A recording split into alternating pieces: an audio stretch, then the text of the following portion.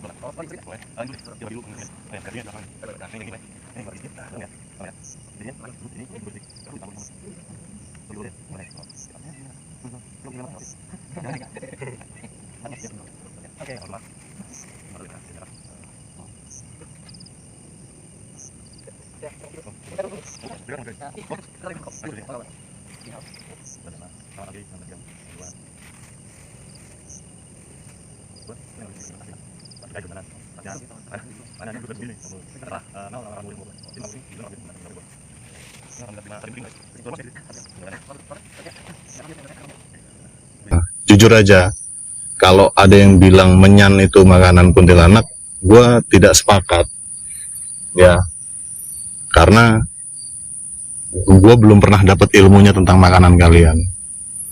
Ya, anggaplah ini gue berbagi silaturahmi. Gue nggak tahu, jadi Mbak Kunti, Mas Kunti, Pak Ade Genderuwo, makhluk-makhluk yang gue nggak bisa lihat, makhluk hidup, kucing, selamat makan cing. Gue mulai buka ya obrolannya ya. Terkait ini nih yang kita bikin sajen, lu juga udah memberikan keridhaan lu untuk membagi sedikit rezeki yang lu dapat dari Allah, bukan dari gua cuman memperantarakan aja. Aslinya itu emang rezeki lu gitu loh maksudnya. Menurut lu apakah ini tindakan yang menyalahi syariat agama Islam? Kan kebetulan kita agama Islam. Sorry, tadinya harusnya profiling dulu. Kenalin dulu dong diri lu Yan. Nama, status, pekerjaan. Kenalin, panggil aja biasa dipanggil tuh Dian ya. Nama lengkap sih Muhammad Nurdiansa. Dipanggilnya Dian atau Ian boleh. Status sudah menikah dan sekarang tinggal ya nggak jauh dari Abang Setiawan. Sebelahan, selisih Ya, satu pintu. Selisih satu pintu. Kita di apartemen. Apartemen kontrakan. Nah, jadi ya saya kerja di salah satu perusahaan swasta di Sudirman sih. Mungkin itu aja. Dan kenapa saya bisa ikut ke sini? Karena ya saya juga salah satu orang yang mungkin senang dengan Tadabur. kesendirian. Kesendirian, lalu salah satunya juga tadabur alam. Saya sering melakukan tadabur alam tapi di rumah. Di loteng gitu ya. Di loteng. Di atas gitu kan. Itu tempat favorit juga tuh loteng tuh sebenarnya. Kalau udah kayak gitu kita ngerasa kayak ya udah nyatu dengan alam. Nah, kebetulan juga tadi waktu masuk ke sini dari yang nggak kepikiran tentang apa-apa jadi kepikiran. Kita tuh langsung masuk ke sini, area sini. Apa yang lu pikirkan? Masa kecil langsung. Langsung kecil. Masa kecil. Seberapa kecil tuh maksudnya? Ini kita langsung masuk ke obrolan ya. Yeah. Nanti mungkin nyangkut tentang saja. Seberapa kecil yang lu rasainnya? Kita ini. Kecil banget, nggak ada apa-apanya loh bang. Kalau misalkan gue sebut salah satu partikel yang mungkin kita anggap paling kecil, debu deh. Kan susah tuh ngukur seberapa, itu berapa mikron ya gitu loh. Lebih kecil lagi dari debu. Lebih kecil lagi yang lo rasain. Lebih terbilang kayak hampa gitu. Hampa apa yang nggak ada artinya gitu. Kalau kita nggak ada pun alam semesta nggak kenapa-napa gitu. Iya, itu salah satunya. Dan tadi nyangkut ke masalah ini ya, masalah sajen ya. Oke, sajen. Menurut lo gimana ya? Sajen itu sesajian kan ya. Sajian kan. Sajian, ya. Sajian itu kan kalau kita nggak munafik sih, mungkin sebagian orang bilang kalau dengar kata-kata sajian itu halnya udah langsung negatif ya. Betul ya? Sesajen ya. Ya, sesajen ya. Langsung dianggap. Sesuatu yang untuk yang halal yang nggak jelas gitu. Ya, kalau pandangan orang kan berbeda ya. Kebetulan pandangan saya itu kalau untuk sajian itu ya tergantung dari apa yang ingin kita niatkan gitu Pak. Tujuan berarti. Tujuan itu apa? Oke. Ya, sajian itu untuk memberi makan ke makhluk, ya nggak apa-apa, nggak menyalahi sesuatu gitu, Ya. lagi syariat. Kecuali kalau seandainya kita, mohon maaf ya, kayak seperti Menyembah. menuhankan atau menyembah Betul. sesuatu lalu kita memberi sesajian kepada mereka, nah itu salah gitu. Itu yang harusnya itu ya memang itu yang keliru gitu, Ya. di statement keliru. Karena menuhankan selain Tuhan Selain gitu Tuhan. ya. Oke. Itu sih yang paling saya garis bawah sih. Karena sebenarnya kan gini yang kayak tadi lu juga menyadari kalau aktivitas sesajen ini di mata sebagian orang atau mungkin kebanyakan ya, sebagian banyak orang itu menganggapnya menyalahi syariat agama kita. Kebetulan kan kita Islam nih, kebetulan itu menyalahi syariat. Terus sesat, animisme, Seringnya dibuat kayak gitu. ya kan, dikerdilkan dengan kalau gue nyebutnya, ada teman gue, kita berdua nyebut itu penjajahan ekologis, penjajahan kearifan. Jadi sebetulnya sesajen ini bentuk kearifan lokal Nusantara yang kita nggak bisa, kalau menurut gue nih ya, gue nggak memaksakan atau mengharuskan pandangan gue ini untuk disetujui orang lain. Kalau menurut gue itu kearifan kita yang di Nusantara, kearifan lokal, bukan sebelum Islam datang. Karena sebetulnya Islam itu kan tauhid ya, ajaran tauhid. Sebetulnya sebelum Allah ngutus Rasulullah Nabi Muhammad, itu di Nusantara ini sebetulnya sudah banyak yang dapat menangkap wahyu. Kan di Quran juga disebutin kalau Nabi itu kan ada berapa tuh, 3.000 sekian Ya, ribuan memang. bahkan ada pendapat lain bilang lebih dari itu ya, gue nggak tahu, cuman yang wajib kan cuma 25 ya. Nah, kalau misalkan statement di Quran atau statement Allah, Quran itu kan statement Allah, kalau di Quran sudah menjelaskan kalau nabi-nabi itu banyak, ribuan atau mungkin jutaan, kita nggak tahu, masa iya di Nusantara nggak dikirim nabi? Logika statistik ya, masa iya sih gitu? Allah nyiptain matahari nih yang menikmati siapapun, bahkan yang nggak menyembah dia aja dapat matahari, dapat oksigen juga loh. Kenikmatan yang kita anggap remeh, tapi sebetulnya kalau itu dicabut lu mati. Iya. Ya lu di sini nih, dikubur bareng saudara-saudara kita yang lain.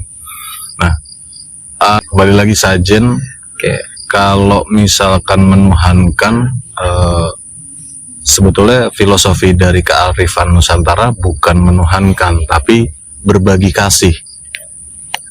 Sama halnya kayak menurut gue nih, apa yang gue pelajarin dari surat Al-Fatihah, yang ada beberapa pendapat ulama bilang keutamaan dari satu kitab Al-Quran itu ada di surat Al-Fatihah. Benar. Nah, keutamaan dari surat Al-Fatihah ada di ayat pertama. Keutamaan dari ayat pertama ada di huruf ba. Kemarin waktu itu kita udah pernah bahas ya. Iya. Nah, gue nggak sampai ke huruf ba-nya dulu, gue sampai di ayat pertamanya dulu. Bismillahirrahmanirrahim. Rahman artinya kasih. Rahim artinya sayang. Kasih dan sayang. Kalau misalnya pendapat ulama mengarah ke situ, berarti inti ajarannya adalah kasih dan sayang. Kasih, kita boleh bilang kasih, kasihan, jadi rasa kasihan, boleh. Atau kasih itu mengasihi, memberi, berbagi tanpa menyakiti. Betul. Tanpa syarat, lu gua kasih ini tapi harus begini, nggak ada. Oh iya. Harusnya ya kan, tanpa syarat. Ya Allah juga kan ngasih kita oksigen tanpa syarat. Iya benar. Lu mau nyembah dia atau enggak, tetap dapat oksigen. Benar. Logisnya kan gitu menurut gua. Mengasihi. Mengasihi dan menyayangi baru. Nah, kenapa enggak ayatnya itu dibikin begini, Bismillahirrahmanirrahim. Kan itu jadi, kalau gua jadi bahan analisa gua lagi kan. Kenapa enggak sayang dulu baru kasih? Gitu loh. Maksud gua, apa sih yang Allah pengen kita dapat kesadaran. Kenapa kasih dulu baru sayang, bukan sayang dulu baru kasih. Nah, yang gue dapat ini juga hasil diskusi sama teman gue. Gue punya teman spiritual ada satu. Ada. Kemarin gue bikin konten sama dia di ngobrol di teras. Ya tentang sajian ini. Jadi prepare gue untuk ngelakuin ini tuh gue ada beberapa diskusi lah. Nah, kenapa kasih? Karena kalau gue bilang Allah itu ngajarin kita, lu kasih dulu, baru lu sayang gitu istilahnya. Yang gue dapat gitu. Kalau lu ada lu sanggah apa gimana? Enggak sih. Kalau saya juga memang sependapat sih. Ya, jadi dibuktikan oleh Allah, dikasih dulu lu matahari. Kasih dulu. Lu butuh kan matahari? Benar. Diciptakan dulu matahari untuk kita nikmatin semua. Mau lu agama lu Islam, mau agama lu Kristen, mau Buddha, dikasih semua. Apa yang dia percaya lah ya. Ya, lu mau nganggep Tuhan lu itu bukan Allah, ya terserah, dikasih lu dapat matahari, oksigen dapat, makan nasi enak, bahkan lu kaya raya, diberi rezeki yang lain sesuai kebutuhan lu. Dan di balik kebutuhan itu kan juga ada ujian kan. Betul. Iya kan. Itu pemahaman yang gue dapat. Gue nggak memaksakan pemahaman gue ke lo ya Yan, atau ke teman-teman yang nonton. Tapi ya itu sedikit apa yang bisa gue pelajarin karena kepala gue juga terbatas. Minimal lu nggak sayang, tapi lu kasih. Gitu. Yeah. Artinya begini maksudnya. Gue juga beberapa kali disentil lah sama statement orang. Oke. Kayak misalkan ada pengamen. Suaranya jelek kan. Oh amit-amit, gue maksudnya ya bukannya nggak jelek sih Bang, tapi kayak kurang bisa dinikmati lah intinya. Kurang bisa dinikmati ya, lu tahu lah maksudnya kan. Penampilan juga lusuh, kadang-kadang bau alkohol ya. Kadang-kadang nggak niat juga ya. Kadang-kadang nggak niat, ya macam-macam lah, everything lah. Nah, itu bisa nggak kita kasih? Pasti kan umumnya manusia, umumnya nih kita tempatnya salah kan kita. Umumnya kan ngapain orang gak niat begitu, nyanyi suaranya kemana, nadanya kemana, badannya bau, mulutnya bau alkohol, kayak gitu-gitu kan. Iya benar. Ntar gua kasih duit 2.000, ini lagi buat mabuk lagi. Nah, apakah itu kasih yang Allah maksud? Ketemu pengamen kayak begitu, kalau lu kasih ikhlas, sukarela, tanpa syarat dia harus suara nyanyi bagus dulu gitu, enggak, tetap lu kasih. Alhamdulillah lu mempraktekkan yang Allah ajarin, karena banyak orang, jujur aja dulu gua pelit banget ya.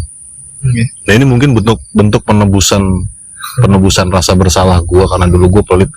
Jadi gua tuh kalau ngeliat pengamen yang kayak gitu gua nggak suka, merasa terganggu gitu. Misalkan kan itu kan biasanya pengamen di tempat-tempat makan kan, tempat kuliner kan. Yang kita belum makan aja nih, makanan kita belum datang, dia bisa tiga kali 4 kali gitu datang. Nah itu gue dulu nggak mau ngasih, kecuali suaranya bagus. Jadi masih pakai syarat gitu, ngasih pakai syarat. Gitu. Lo harus bagus dulu. Terus atau dulu juga gue pernah, nah ini menarik nih, gue dulu langsung kena karma buruk ya lah. Apa tuh? Tunai langsung hari itu juga.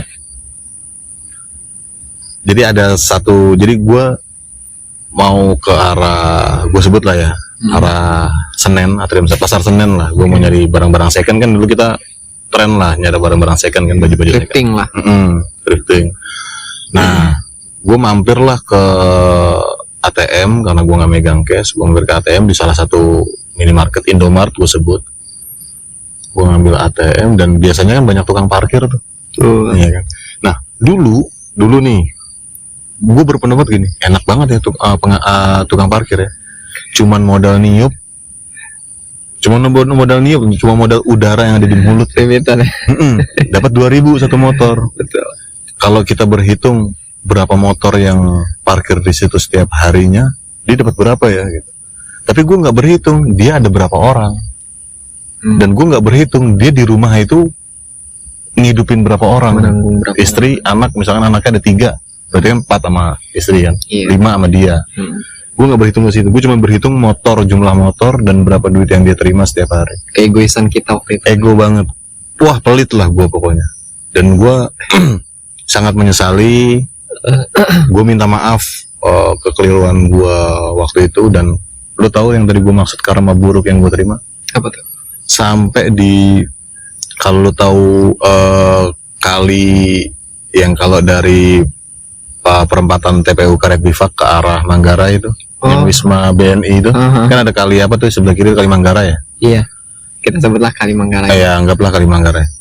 Nah itu kan kalau jam-jam sibuk gitu kan, kebetulan gue siang lah, gue lupa jam 2-an kali ya, jam 2 siang kayaknya. Motor gue mogok ya, macetnya macet gila lah maksudnya. Dalam artian tuh ya. Jalan tuh kita cuman bisa paling setengah meter. Aduh. 1 meter lah maksimal. Macetnya segitu. Kondisi mogok motor gua. Udah capek. Nggak bisa di starter, nggak bisa disela. Udah akhirnya ya udah kan macet. Akhirnya kan ngikutin macetnya itu kan sampai selesai. Sampai bisa buyar macetnya kan. Sampai akhirnya buyar, gua lolos dari macet. Teman gue baru bisa bantuin gue di stud, bahasanya didorong itu loh. Iya tahu, dari belakang. Didorong sampai ke Gambir, stasiun Begambir. Jadi gue parkir stasiun Gambir, lumayan lah. Berapa kilo tuh? Gue nggak tahu lah. Hitung saya juga. Terus sampai di Gambir, gue lanjut lagi, gue diboncengin dia ke Senen belanja, bla bla bla, beres, balik lagi ke Gambir ngambil motor. Temen gue nanya, lu mau balik ke rumah apa ke kampus? Ke kampus aja dah, ke kosan. Didorong tuh, lu tahu kampus gue di mana? Di Cipedak, Jagakarsa, belakang UI lah kurang lebih. Dia itu disetut dari Gambir sampai kosan. Terus gue lupa dia balik apa nginep, gue lupa. Besoknya baru gue urus motor gue. Tahu nggak lu permasalahannya apa di motor gue? Ring sehernya patah. Ring seher patah, terus ngegores blok mesinnya. Yang otomatis waktu itu kan motor gue Skyway, itu nggak bisa istilahnya apa, dikoter, yang dilebarin lagi diameternya rumahnya. Nggak bisa karena bahannya apa gitu, yang kalau dikoter tuh resikonya pasti pecah. Otomatis gue ganti full dari blok mesin sampai sampai sehernya full. Itu lupa gue berapa ratus ribu loh. Yang padahal yang gue tarik analisanya adalah, kalau aja pasti ATM di Indomaret atau Alfamart itu gue ngasih tukang parkir 2.000 dan dia doain gue gitu, maksudnya gue ikhlas ya kan, tanpa syarat didoain. Gue nggak mikir lu cuma niup fluid doang. Gue kasih, terus dia bilang makasih bang, dan 2.000 gue ini bisa bermanfaat untuk diri dia, teman-temannya dan keluarganya. Mungkin dia doain gue, motor gue nggak begitu. Bisa. Ratusan ribu loh gue keluarnya buat beresin motor ya. Bisa. Kurang lebih 700 ribuan gue lupa. Zaman itu masih kuliah gue. Nah, si teman gue ini yang gue maksud teman spiritual gue lah. Tempat gue untuk diskusi hal-hal yang menurut orang lain mungkin nggak menarik. Nah, dia ngomong, Wan, 2.000 nggak bikin lu miskin. Kalimatnya sederhana. Kalimatnya umum. Maksudnya nggak yang cendekiawan. Ya, kayak gimana banget lah ya. Tapi ngena gue. Iya bener, 2.000 nggak bikin gue miskin. Dan semenjak itu gue belajar untuk bahkan 5.000, 10.000 nggak bikin gue miskin gitu. Belajar untuk itu. Masih sampai sekarang gue masih belajar ke situ. Menariknya begitu. Itu tentang kasih ya. Kasih. Itu baru satu kata tuh, kasih. Nah, ya karena kan ilmu Allah, air laut aja nggak cukup. Nggak cukup. Ya. Tuh. Itu baru kasih, belum sayang. Belum sayang. Bayangin kalau lu tahu almarhum Gus Dur, itu salah satu idola gua sih. Jadi manfaat kehadirannya beliau ini tuh untuk orang-orang di sekitarnya khususnya. Kalau lu tahu makamnya dia yang di Tebu Ireng tuh, kotak emalnya setahun itu berapa 1,5 miliar kalau nggak salah. Dapat ya? Setiap tahun. Dan itu dia, wasiatnya dia, hasil kotak amalnya dia itu, jadi kan ada kayak lembaga pengurus makamnya almarhum Gus Dur. Nah, itu diwasiatkan hasil kotak amal itu dibagikan kepada warga sekitar Tebu Ireng yang kurang mampu. anak yatim khususnya, Oke. entah untuk sekolah, untuk kebutuhan hidup sehari-hari, Apapun lah ya. apapun. Gue lupa deh 1,5 miliar apa 2 miliar gitu kotak amalnya. Range-nya miliaran. Miliaran setahun. Nah, gue tanya deh, gaji lu misalkan, maaf ya, gue nggak berusaha nyari tahu gaji per bulan lu berapa. Kalau lu hitung tanpa lu pakai buat makan, bayar kontrakan utuh gitu maksudnya, dikali 1 tahun, dikali 12 bulan, nyampe berapa miliar? Nggak nyampe. Puluhan juta juga. Puluhan juta doang ya? Cuma 100 juta nggak sampai ya? Enggak nyampe. Nah, lu bayangin sekarang ini orangnya udah meninggal. Orangnya udah meninggal kan? Karena meninggal. Tahun berapa gue lupa. Sehingga nggak. Nah, ya kan, orangnya udah meninggal tapi lihat deh manfaatnya, dia bisa sampai kayak gitu. Manfaatnya berkepanjangan. Iya. Terus. Dan yang gue sangat sakit, jujur gue sangat sakit sih ketika almarhum Gus Dur disebut bapak pluralisme, Oke. disebut apa namanya, Selain terlalu toleransi, karena almarhum Gus Dur kan pernah dibaptis. Oh iya. Pernah dibaptis ya di gereja, gereja mana gitu gue nggak tahu. Kalau baptis saya belum pernah dengar sih. Lu nanti bisa cari deh. Dia pernah dibaptis sama salah satu pendeta. Iya. Benar. Oh gitu. Pernah dibaptis dia. Makanya kan dia disebut bapak pluralisme dengan toleransi tingkat dewa kali ya. Oke. Gitu. Oke. Ini Jadi, ilmu baru nih. Makanya kan dia bisa dibilang kiai yang kontroversial juga. Dia ceramah di gereja. Terus maksudnya dihujat lah. Nah, itu rasa sakit gue ketika ada orang yang berusaha menerapkan itu orang ya lagi main kayu. Ketika ada orang lain yang berusaha menerapkan ajaran kasih dan sayang yang Allah pesankan ke kita, itu dihujat, dicap aneh-aneh gitu maksudnya. Cuman karena nggak sesuai dengan perspektifnya dia. Padahal kan perspektif itu kan apa ya? Ya menurut lo apa perspektif? Ya. Masing-masing harusnya. Pandangan masing-masing. Jadi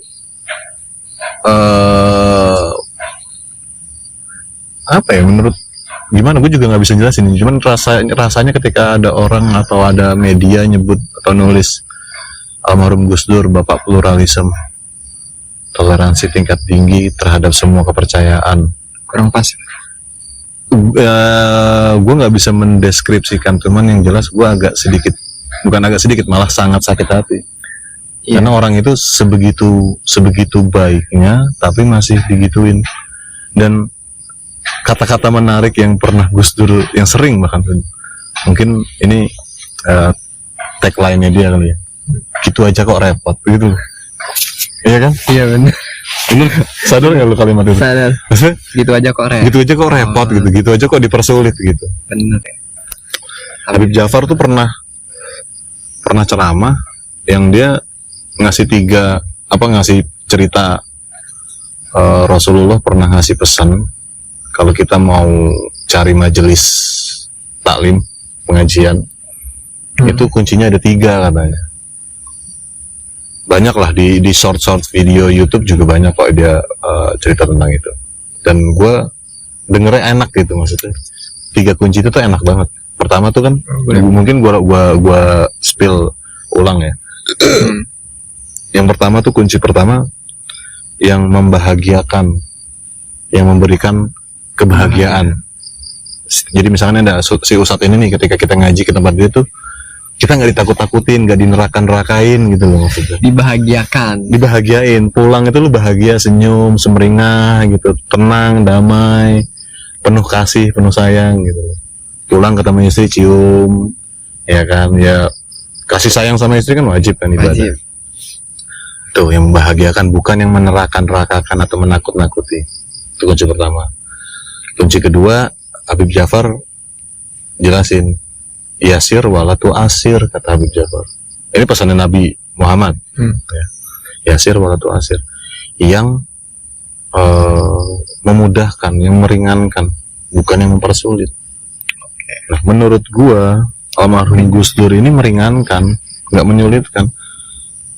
Menurut gua nggak mengharuskan siapapun untuk menerima statement itu. Tapi Disclaimer dulu bang. ya, udah gua disclaimer berkali-kali ya. Karena kemarin juga ada yang tersinggung sama gua. Oh, Ya. gitu. Bener, katanya gua dianggap, menurut dia ya versinya dia, gua dianggap memaksakan pendapat gua atau pandangan gua kepada pandangan orang lain. Jadi dia bilang tuh, lu itu bikin pikiran orang lain kalah. Terus gue jawab, loh kalau kalah akuin kalah aja. Dan lagi pula mana sih kalimat gue yang bikin pikiran lu itu kecil, gue bilang bikin pikiran lu itu jatuh gimana. Terus dia kasih bukti gitu ya, kasih bukti, menurut dia bukti. Dan di situ tuh bukti cuman begini, kurang lebihnya ya, mungkin kalau orangnya nonton merasa kali, tapi maaf gue nggak menyinggung lo. Jadi kalimat gue adalah dibaca dulu maksud gue. Oh, oke. Terus dia dengan statementnya dia yang dia yakini, gue dari judulnya udah tahu isinya apa, gue udah pernah bertatap muka langsung sama guru yang mengajari tentang itu. Terus dia jadikan itu bukti tentang gue yang mengharuskan orang lain mengikuti pikiran gue. Ya oke, gue minta maaf kalau lu tersinggung karena kalimat gue itu. Gue minta maaf banget waktu itu. Bener-bener minta maaf, gue tulus minta maaf kalau gue salah. Dan ini gue maksud gue cuma mengklarifikasi, karena kalimat gue itu cuman baca dulu, lu nggak bisa menilai isi buku dari judul. Menurut gue ya, terlepas ada kesalahan atau enggak di buku itu, minimal lu baca dulu. Iya, benar. Istilahnya minimal lu dengerin dulu gitu loh. Jangan lu ngomong duluan, lu dengerin dulu gitu. Maksudnya apa? Kayak bentuk sajen ini kan, pernah nggak sih kita denger penjelasan dari orang yang bikin sajen? Enggak sih.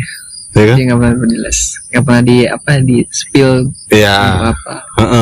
Karena terlalu yakin sama pandangan sendiri. Yang gua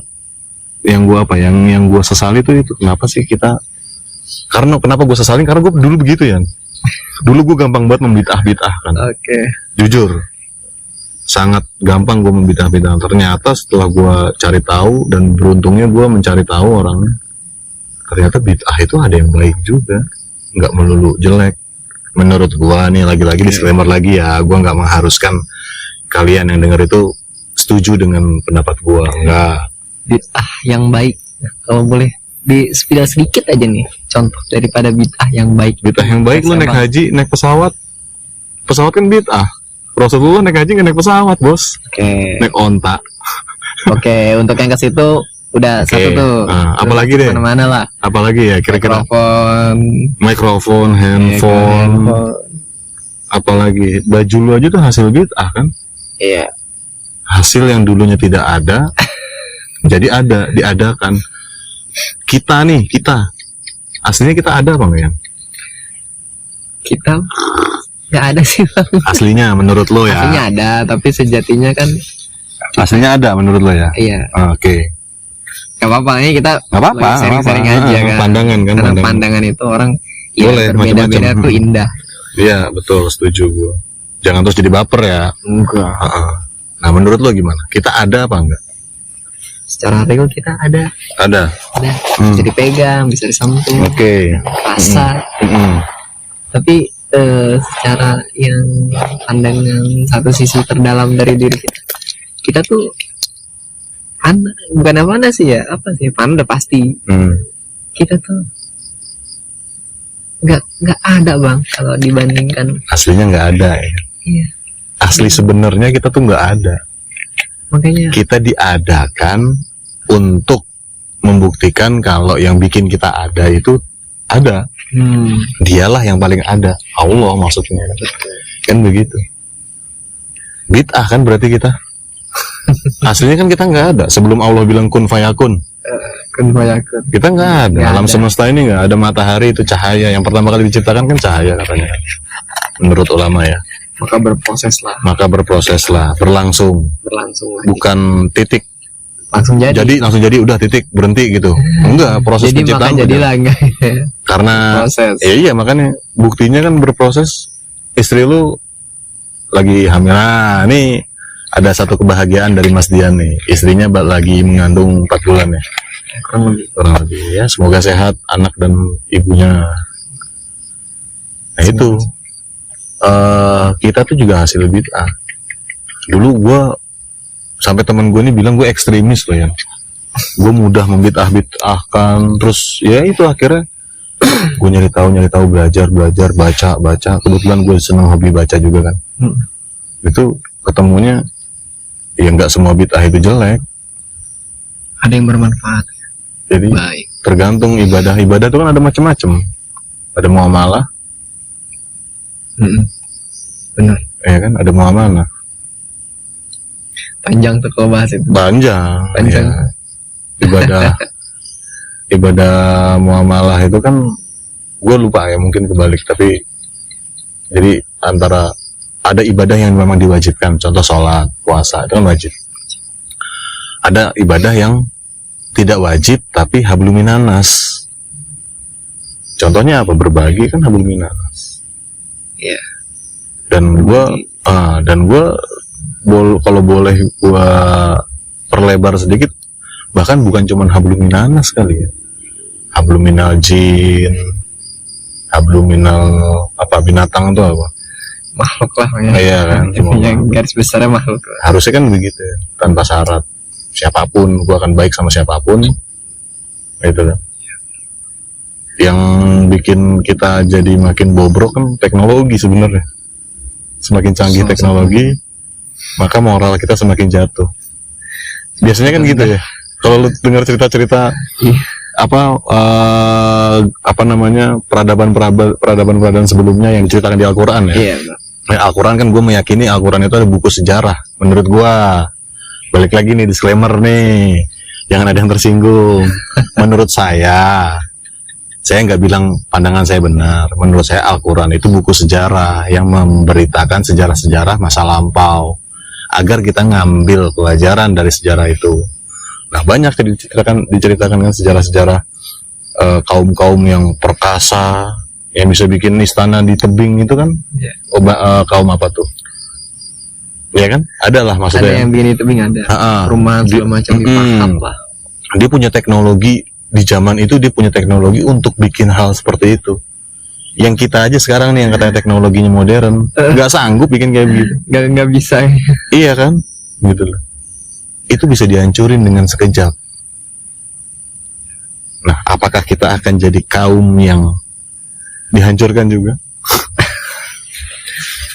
Dengan kesombongan kita, dengan merasa kita lebih benar ketimbang orang yang bikin sajen. Tapi kita nggak pernah nanya lu bikin sajen buat apaan. Iya. Di situ lagi, Pak. Iya, kan Karena dibalik kita konteksnya. Iya. Dia tergantung niat juga. Kembali lagi kalau saja. Tergantung niat. Iya. Maka seharusnya orang yang melihat orang lain bikin sajen, baiknya yang bijaknya gimana ya? Gak langsung statement sih, gak langsung statement, gak menghakimi ya, gak langsung ngambil persepsi sendiri. Kalau penasaran ya tanya aja lah, gak apa-apa kan nanya, gak dosa ya, dengan kata-kata yang baik gitu ya, yang sopan, jangan sampai menyinggung gitu. Ya itulah, gue sedikit banyak cerita kekeliruan gue dulu nian. Gampang banget ngomong, Tuhannya dia sama gue beda gitu. Gue ngakuin itu salah banget. Salah itu, Bang. Ya kan, sampai gue pernah ceritain kan sama lu, gue perjalanan spiritual gue ke Mojokerto sama teman gue yang itu tadi tuh. Dia saksi hidup, lu bisa lihat ntar di video gue. Semua bisa lihat di video gue ya. Ngobrol di teras. Itu episode pertama gue ngobrol sama dia. Namanya Aryo Bayu Purwoko. Aryo Bayu Purwoko. Mas Aryo. Nah, sama dia gue perjalanan ke Mojokerto. Kita nggak prepare hotel atau penginapan, bener nggak prepare, jalan-jalan aja lah, jalan backpacker memang niatnya. Kita tidur di mana tempat yang kita bisa tidur gitu aja, yang penting kita nggak ngambang di air aja gitu kan. Beneran itu gue jalan naik Oke. kereta. Pagi gue sampai sana tuh subuh gitulah.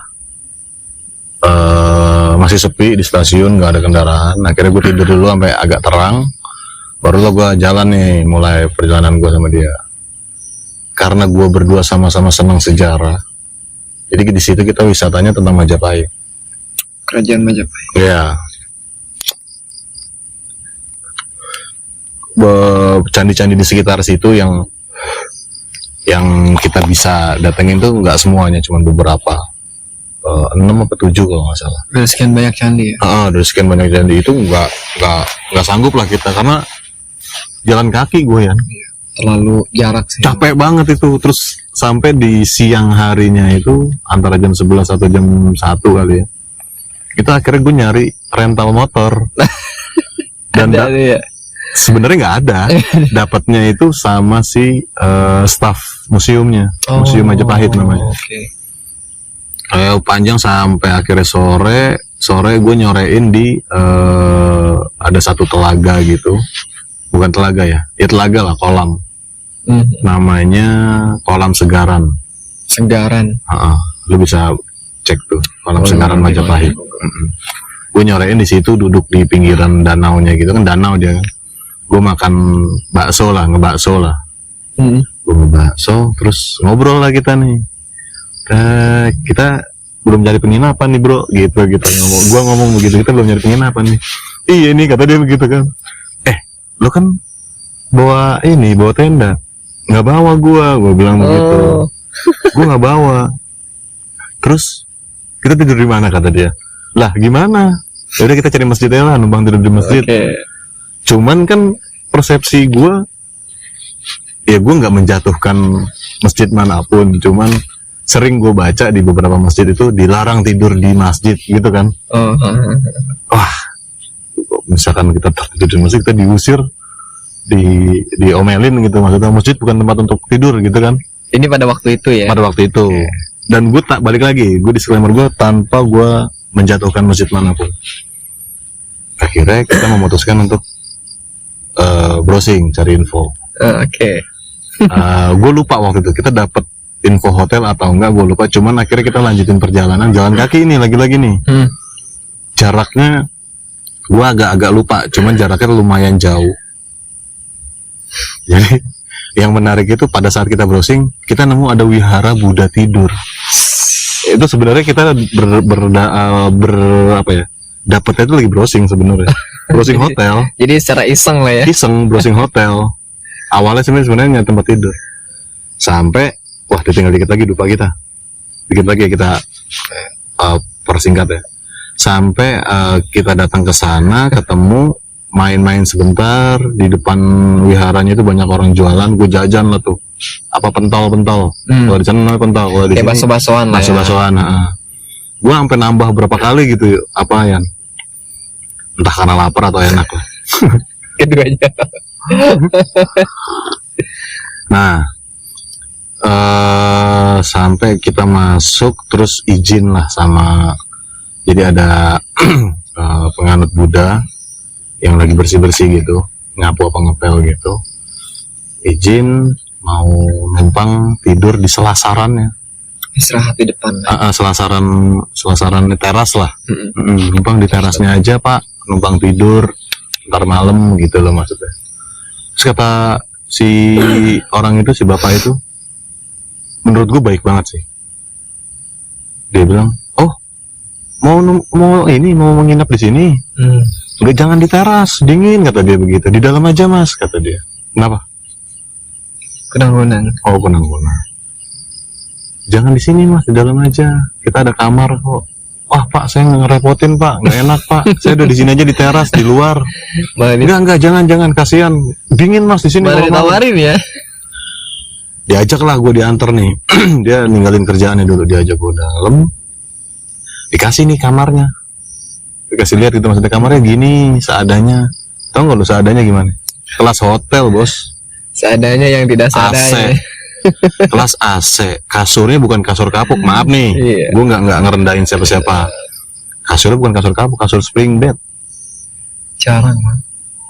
Itu gue bilang, cuman memang kamar mandinya di luar. Kayak rame-rame gitu loh, maksudnya Wajar ada lah. berapa kamar mandi gitu. Dan kamar mandinya juga bersih. Nah di situ kebetulan kan gue momennya, gue mau bertanya siapakah Tuhan yang disembah? Buddha, umat Buddha. Dan pelajaran yang gue ambil adalah jawabannya dia, jawaban yang sangat bijak pada waktu itu, yang belum pernah gue dapat dari saudara Islam gue atau mungkin beberapa ustadz. Tapi gue minta maaf nih kalau ini menyinggung. Kayaknya kameranya agak belok deh.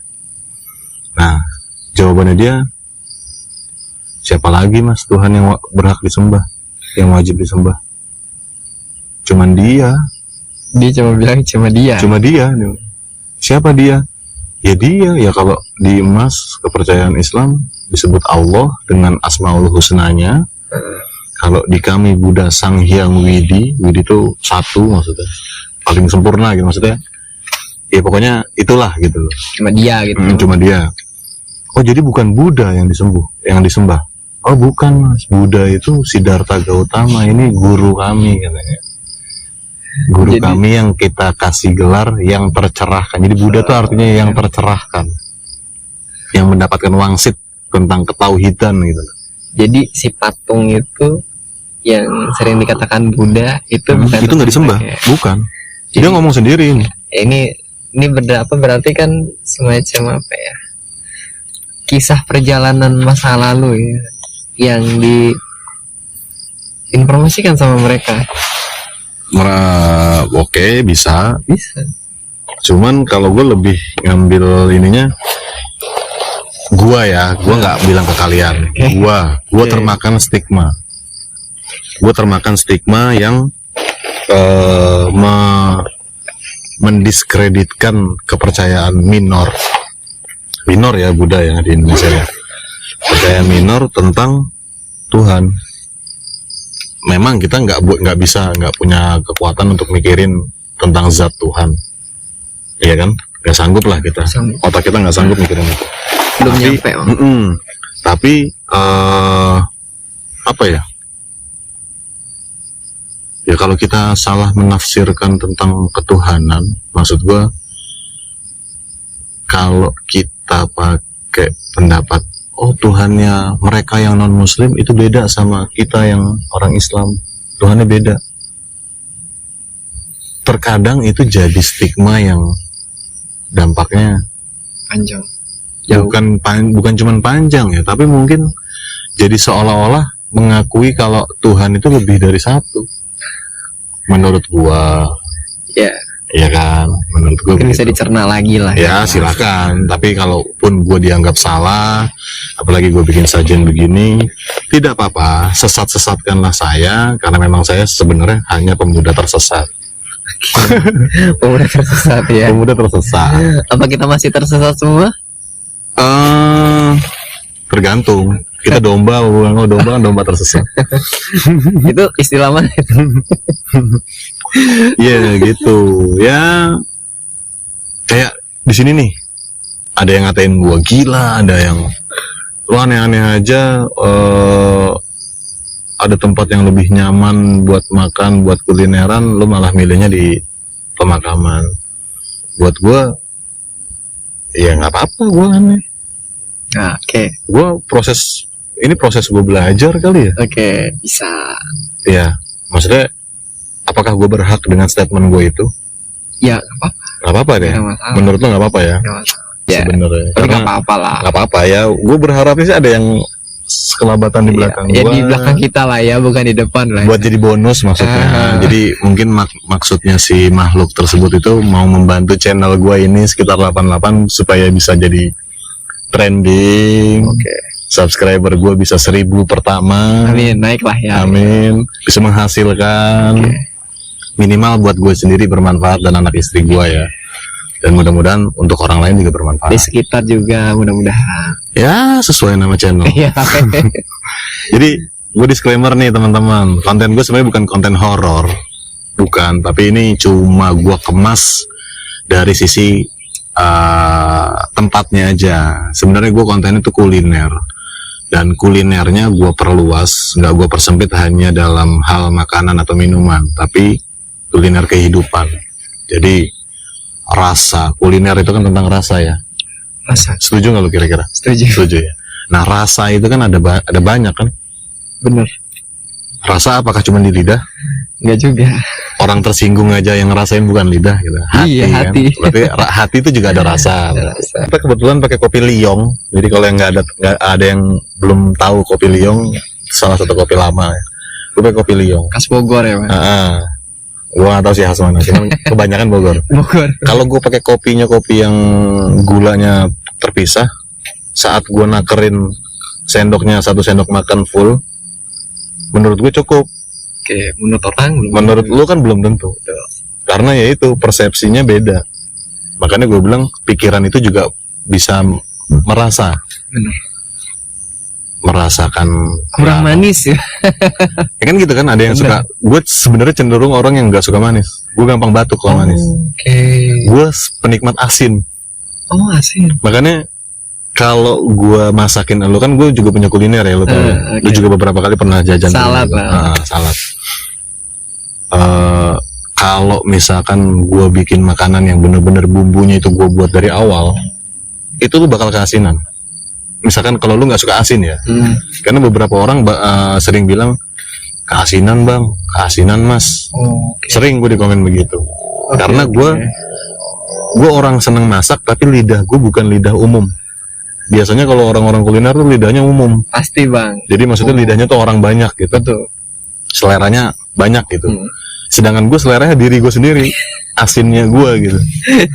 Di lidah gue, di kepala gue enak udah. Ya udah. Tapi ditanya tuh di orang lain, ada beberapa kalau dia seneng asin ya nikmat-nikmat aja. Oke aja. Tapi kalau nggak suka pasti komplain. Nah itu yang gue bilang, pikiran itu ternyata bisa merasakan menurut gue. Bener. Dan mungkin orang-orang yang melihat ini juga jadi manfaat ke mereka juga. Gue mungkin agak meragukan tuh kalimat terakhir itu tuh. Pasti di kepala gue ya, Oke. kayaknya kita bakal dianggap aneh. Makan kok di kuburan gitu. Oke kan, udah habis tuh. Lupa kita. Oke.